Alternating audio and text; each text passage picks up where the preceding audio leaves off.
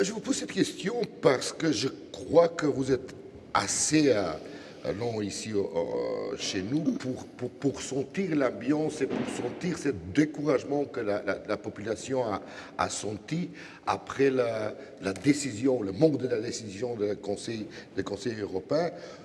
Et quand tout le monde commence à se poser la question, pourquoi on a fait tous les efforts, tous les compromis avec la Grèce et tout le reste pour maintenant voir de nouveau une barrière sur notre chemin dans l'Union européenne.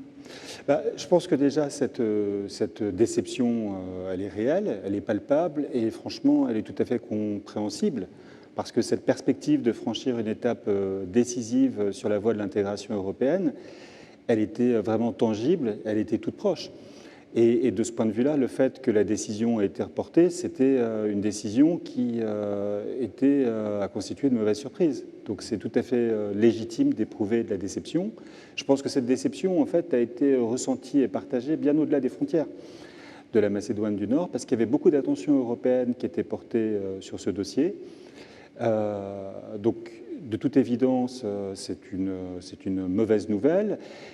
En même temps, je crois qu'il faut bien comprendre que si le moment est difficile, et incontestablement le moment est difficile et constitue une fois encore une désillusion, c'est un moment qui est passager. Les choses vont changer et encore une fois, je le répète, je pense que la voie tracée pour la Macédoine du Nord est une voie qui est claire et qui est sans échappatoire. Il n'y a pas d'autre chemin qui s'offre à elle. Donc toute la question qui est posée, c'est celle en fait du timing.